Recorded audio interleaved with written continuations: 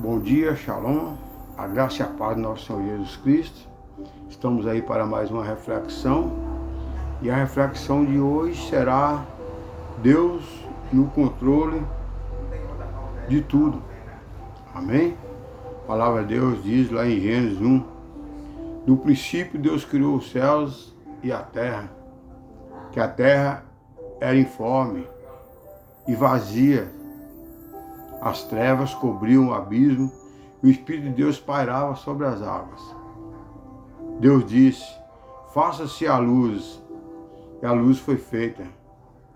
Deus viu que a luz era boa e separou a luz das trevas. Deus criou tudo sob o seu comando de voz. Aleluia! Sob o seu comando de voz. Tudo foi criado sob o comando de Deus. E Ele está no controle de tudo. Dos céus, da terra e tudo do que nela há. Amém? Amados, quando a luta está difícil, a vitória está próxima. Pode crer. Não desista, não pare de lutar. Você vai vencer. Deus está no controle de tudo. Basta um comando dele. Ele é onipresente, ele está presente em todos os lugares. Ele é onisciente, ele é dono de toda a ciência. Ele é onipotente, ele tem todo o poder. Basta um comando do Senhor. Lá em Isaías 45:12, ele diz: eu fiz a terra e criei nela o homem. Eu fiz as minhas mãos estender os céus, e a todos os seus exércitos dei as minhas ordens. Olha só, olha o poder de Deus. Eu fiz a terra e criei nela o homem. Eu o fiz, as minhas mãos estenderam os céus, e todos os seus exércitos dei as minhas ordens. Tudo está no controle de Deus. Tudo está no comando das suas ordens. Ele dá ordem aos anjos. Jesus, naquele momento que foi entregue ali, Pedro cortou a orelha do soldado com a espada. Mas Jesus falou: olha, Pedro, não faça isso. Se eu quisesse, eu pediria ao meu Pai. Ele daria ordens a legiões de anjos. Então, tudo está no controle de Deus. Nestes dias, amados, de tantas tribulações, muitas pessoas perderam a fé e não mais acreditam que Deus está no controle de todas as coisas. Tem pessoas que não acreditam. Mas aquele que é servo, fiel, continua de pé e confia inteiramente no Senhor. Tudo que está acontecendo no mundo hoje em dia, para nós cristãos, não é nenhuma novidade. É cumprimento da palavra de Deus. Lá em Mateus 24, tudo o que está escrito está se cumprindo. Medite ali em Mateus 24, é um capítulo escatológico que fala dos finais dos tempos, e tudo ali está se cumprindo. Basta crer. Previne-se contra as astutas ciladas do inimigo, crendo que o Deus que a tudo controla falará vitorioso. O inimigo quer mostrar de tudo, quer fazer de tudo para tirar a sua fé. Para você achar que Deus não está no controle de tudo. Às vezes acontece um acidente, acontece uma morte e você vai questionar. Mas na verdade ninguém explica Deus, ninguém. Deus é Deus. Ele é o Criador de todas as coisas. Então ninguém explica, não questione Deus. Aqui ele mostra que ele é o Criador de tudo. Ele é onipotente. Ele é onisciente. Ele é onipresente. Ele é Criador de tudo, ele está no controle de tudo. Então nós não devemos questionar nunca a Deus.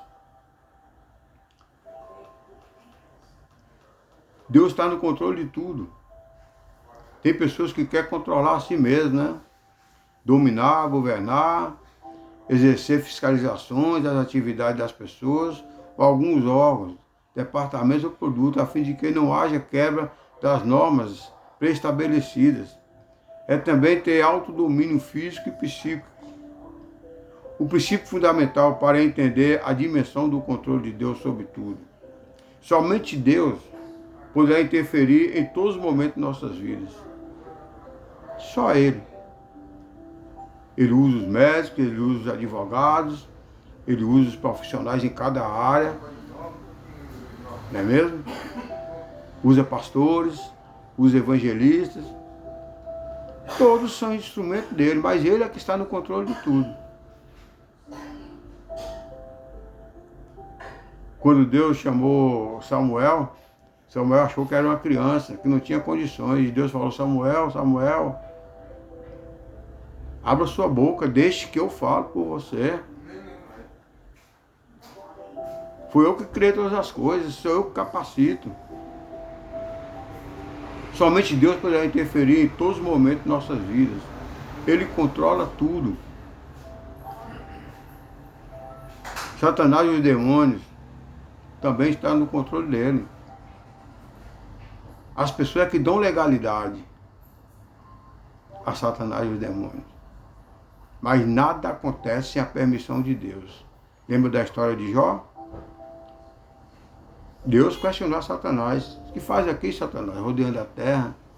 Aí Deus perguntou: tem observado meu servo Jó? Homem íntegro. Conhecia tudo de Jó. E ali Satanás falou com ele: ele é temente ao Senhor, ele serve ao Senhor, porque tu encheu ele de riquezas. Mas tire as riquezas dele para você ver se ele não vai blasfemar contra ti, se ele não vai te negar. E ali Deus permitiu. Satanás não tem nenhum poder. Deus permitiu que Satanás tirasse tudo de Jó. Aí a segunda parte do livro de Jó, Deus questiona Satanás novamente: observaste meu servo Jó? Não me negou. Você tirou tudo dele e ele não me negou. Aí Satanás fala: toca na saúde dele, para você ver se ele não vai blasfemar contra ti.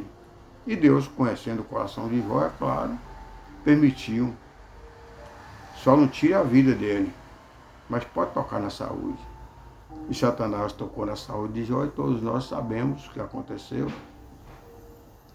A mulher de Jó chegou a mandar Jó abandonar esse Deus, mas Jó, temente a Deus, creu em Deus, sabia que Deus estava no controle de tudo. Jó chegou a falar: antes eu conhecia Deus em ouvir falar, mas hoje eu conheço com meus próprios olhos.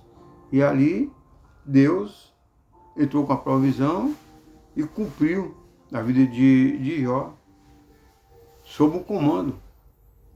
Satanás, ele não tem poder nenhum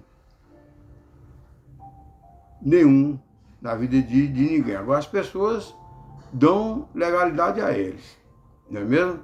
As pessoas que dão legalidade a ele. Isso é a verdade. Jó é um exemplo disso. Deus permitiu tocar na vida desse patriarca.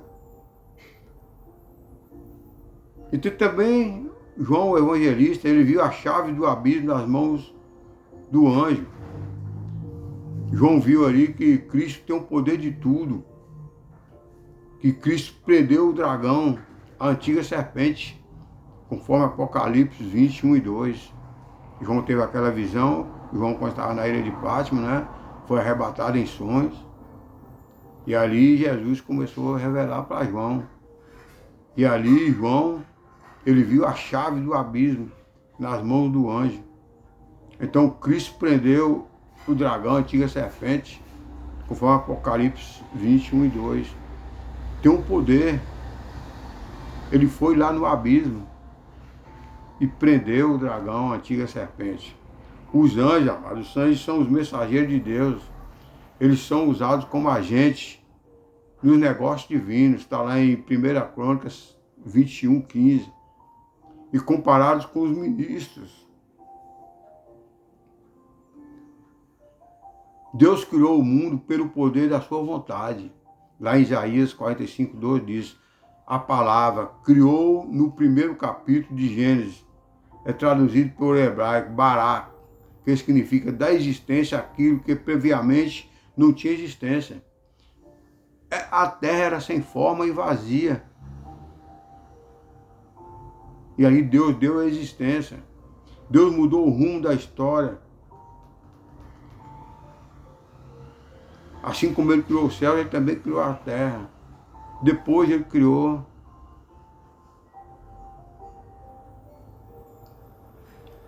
os seres viventes com todo o controle, com todo o poder. Deus mudou o rumo de Jacó, o rumo de Moisés, o rumo de Davi, de Jó e de muitos outros homens da Bíblia. Porém, uma das mais emocionantes é a de José. José do Egito, todos nós conhecemos, descrita nos 7 últimos capítulos de Gênesis. Este jovem ele superou todas as dificuldades e conseguiu tornar-se governador do Egito. Tudo Deus no controle. Se José não fosse um homem temente ao Senhor, ele desistiria na primeira bandeja que foi oferecida a ele, a mulher de Potifar. Agora imagine José, Deus dando sonhos a José, José revelando os sonhos ali para sua família. De repente, José é lançado numa cova. Depois é vendido como escravo. Depois é tentado pela mulher de Potifar.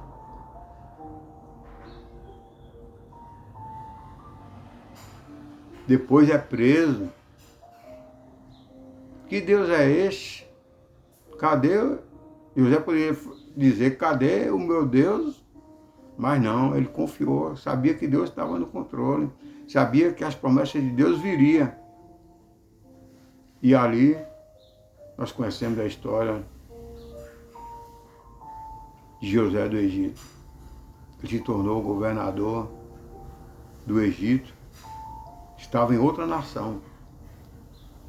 Lá em Deuteronômio 28, a palavra de Deus diz que se atentamente obedecer os estatutos dele, o Senhor teu Deus o exaltará em todas as nações por onde passar. Olha só, José do Egito estava em Israel, foi para a nação do Egito.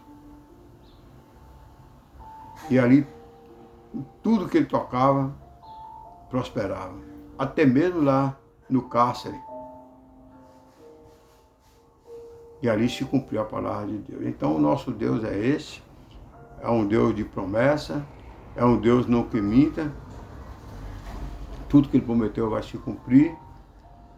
E a palavra de Deus diz que assim como ele criou, assim como ele destruiu no dilúvio, acontecerá no final dos tempos a vinda de Cristo para arrebatar a igreja.